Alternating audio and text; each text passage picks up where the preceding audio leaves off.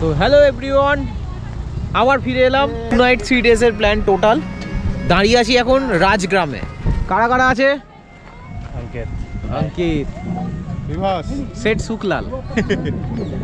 এটা কি আমাদের ঘরোয়া পাল।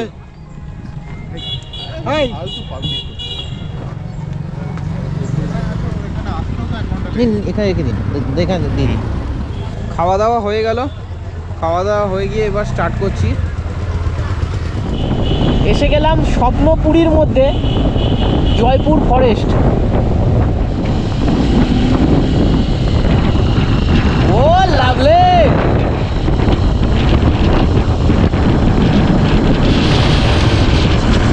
তো আমাদের স্বপ্নপুরীর মতন জয়পুর ফরেস্ট শেষ হলো।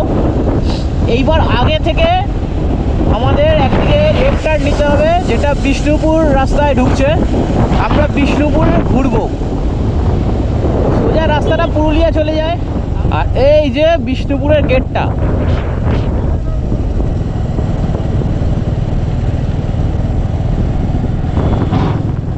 এটাই সেই গড় দরওয়াজা।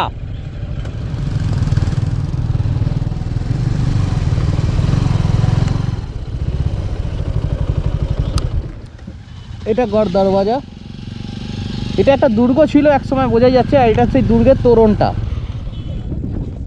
আর এটা হচ্ছে মেন তোরণটা। বিষ্ণুপুর ফোর্টের আজ ধ্বংসপ্রাপ্ত পুরোটাই। কিছু কিছু স্মৃতিচিহ্ন মাথা উঁচু করে দাঁড়িয়ে আছে, তার মধ্যে এই একটা গড় দরওয়াজা। এটা প্রবেশদ্বার ছিল, এত ন্যারো করা যাতে শত্রুপক্ষরা এখান থেকে আক্রমণ করার সময় ঢুকলে ওপর থেকে তাদের হামলাটাকে প্রতিহত করা যায়।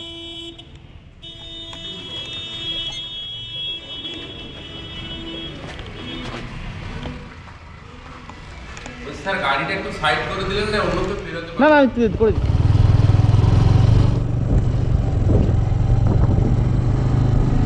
গড় দরওয়াজার পাশ দিয়ে আমরা চলে এলাম বিষ্ণুপুর টাউনে। এখানে দেখা যাচ্ছে একটা বোর্ড আছে, সেই বোর্ডে দেখা যাচ্ছে লালজি টেম্পল। এইটা হচ্ছে লালজি টেম্পল, আর সামনে হচ্ছে জোর বাংলা। চলো লালজি যাবো প্রথমে। মহারাজা বীর হাম্বির উদ্যান। এই বীর হাম্বি যে ওই তোরণটা তৈরি করিয়েছিল, ওই যে যেখানে, যেটা দিয়ে পাশ দিয়ে আমরা প্রবেশ করলাম।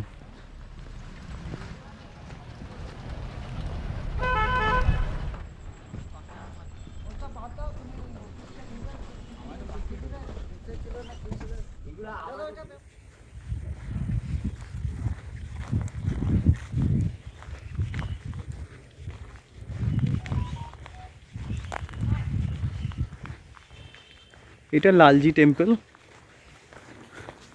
মল্ল রাজা বীরসিংহ বানিয়েছিল এটা। আর এখানে ভোগ কক্ষ আছে, তুলসী মঞ্চ, আর এটা নাটমঞ্চ ছিল, যা আজ ভগ্ন স্তূপে পরিণত হয়ে গেছে। কোনো প্রবেশ মূল্য নেই। বিষ্ণুপুর বেড়াতে এলে এই ডোগরার আর্ট আপনাকে আকর্ষিত করবে। এছাড়া আছে টেরাকোটা। ডোগরা হচ্ছে ধাতু দিয়ে তৈরি হয়, টেরাকোটা হচ্ছে মাটি পুড়িয়ে পোড়া মাটি দিয়ে।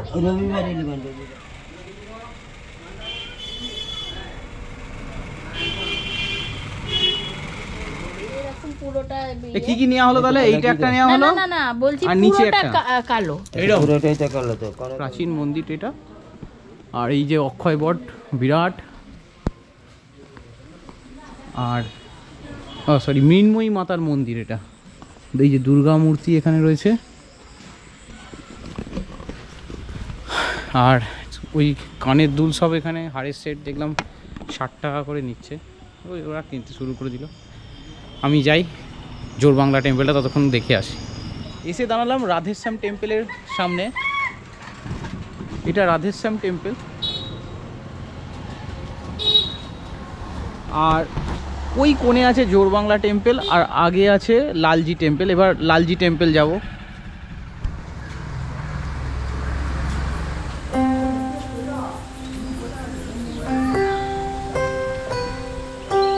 এটা জোর বাংলা টেম্পল।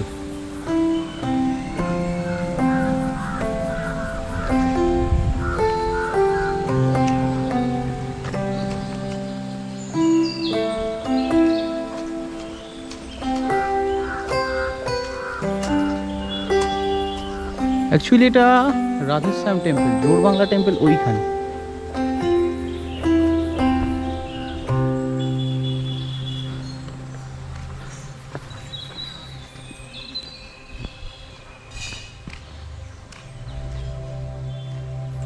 কত পোড়ামাটির কাজ, কি সুন্দর অপূর্ব ফিনিশিং দেখো কাপগুলো।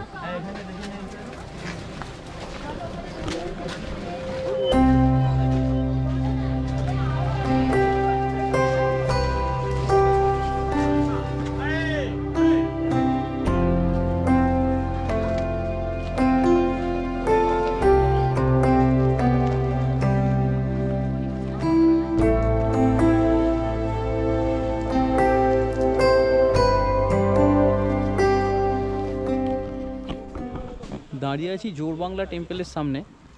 খুব সুন্দর অপূর্ব টেরাকোটার কাজ। 25 টাকা করে এন্ট্রি ফি এটার ভেতরে ঢুকে প্রবেশ করতে গেলে। দাঁড়িয়ে আছি শ্যামরাই মন্দিরের সামনে। নামটা তোমার? সৌম্যজিৎ কর্মকার, সৌম্যজিৎ কর্মকার। যাদবপুর পূর্বাচল। অভিষেক, সোমনাথ, প্রসেনজিৎ সাহা। প্রসেনজিৎ সাহা। তো বাকি সবাই এসে গেল, আমরাও এখানে একটু অপেক্ষা করার পর এবার এগিয়ে যাব লাল বাঁধের দিকে। শ্যামরাই মন্দিরের সামনে দাঁড়িয়েছিলাম এতক্ষণ।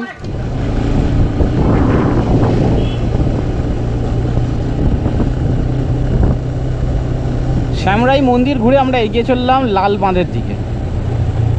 আর এই যে সামনে যেটা দেখতে পাচ্ছ ইটের সৌধটা, এটাকে বলে গুম ঘর। বন্দি করে রাখা হতো এখানে আগে।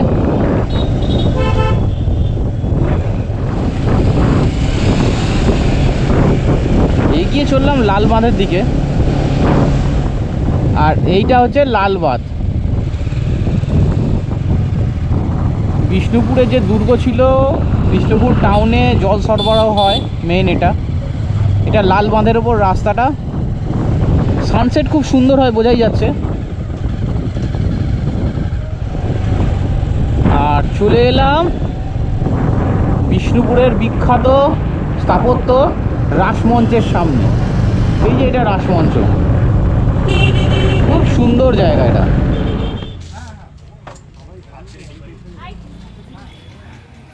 দাঁড়িয়ে আছি রাসমঞ্চ চত্বরে।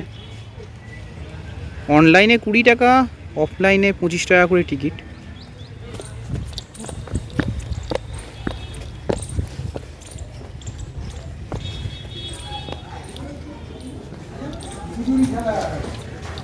খুব সুন্দর জায়গাটা, দারুণ।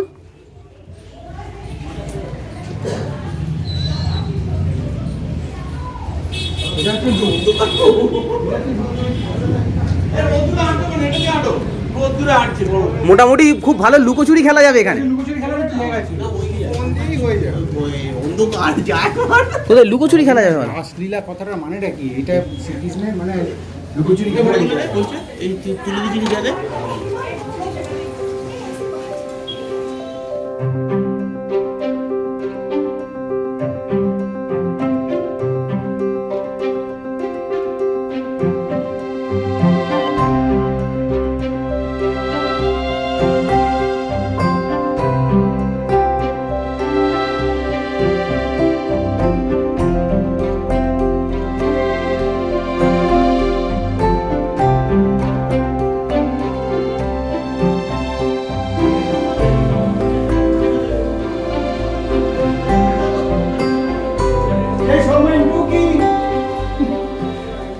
রাসমঞ্চ দেখে আমরা বেরিয়ে যাচ্ছি।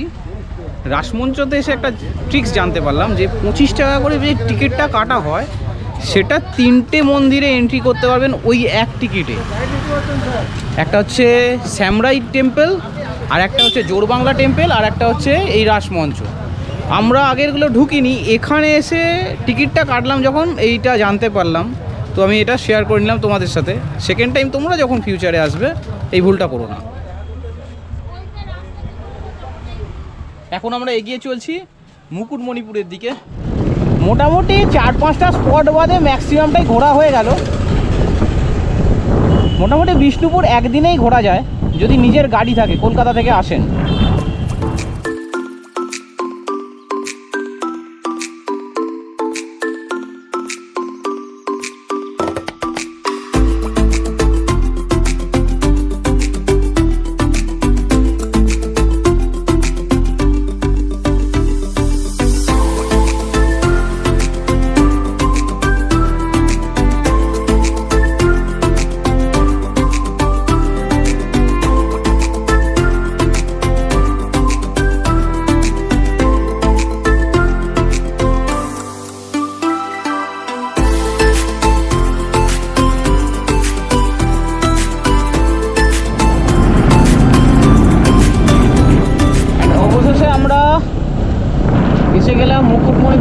কাছেই।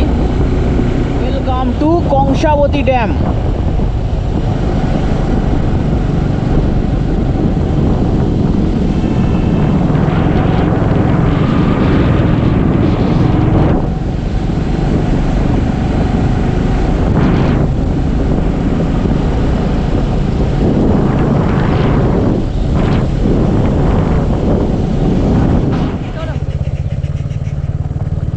এসে উঠলাম অহলা লজে।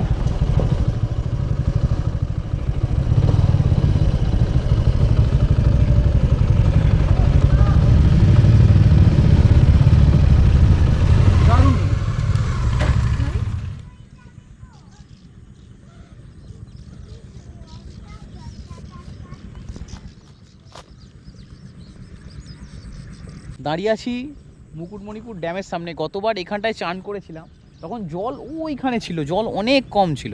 এখন তো তাও অনেক জল আছে, একদম স্বচ্ছ পরিষ্কার জল। সানসেটটা মিস করে গেলাম এই রুম নেবার চক্করে। অনেক খুঁজে খুঁজে রুম পেলাম। আজকে একটুখানি ছুটির দিন বলে হঠাৎ করে বেশ কিছু ট্যুরিস্ট এসে গেছে, যার জন্য রুমের একটু ক্রাইসিস। আর তারপরে আমরা আছি 13 জন মতন, তো সেই 13 জনের রুমের স্পেস হচ্ছিল না। তো সেই জন্য বেশ কিছু রুম আমাদের মানে বাদ দিতে হয়েছে পছন্দের তালিকা থেকে।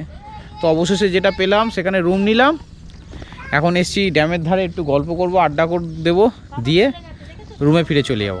এটা ছিল এক কথায় রুমটা, নন এসি রুম, 800 টাকা পার রুম নিল। আমরা আছি টোটাল 13 জন, 6টা রুম নিলাম, এক ফ্লোরে সবার রুম। চলে এলাম ডিনার স্পেসে। দারুণ জায়গাটা কিন্তু।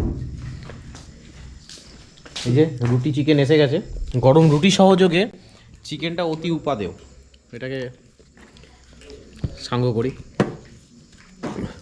খাবারের কোয়ালিটি ভালো, রিভিউটা 5-এ 4.5। খাওয়া দাওয়া হয়ে গেল। একটু এই সুন্দর সাজানো জায়গাটায় এখানে খাওয়া দাওয়াটা হলো। সুন্দর সাজানো জায়গাটায় একটু হাঁটছি।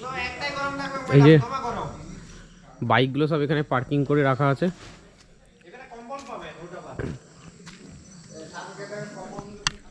তো আবার কি, এই ব্লগ এখানে শেষ করলাম। টাটা, ফিরে আসছি কালকে সানরাইজের মুহূর্তটা তোমাদের সাথে শেয়ার করতে ফ্রম মুকুটমণিপুর।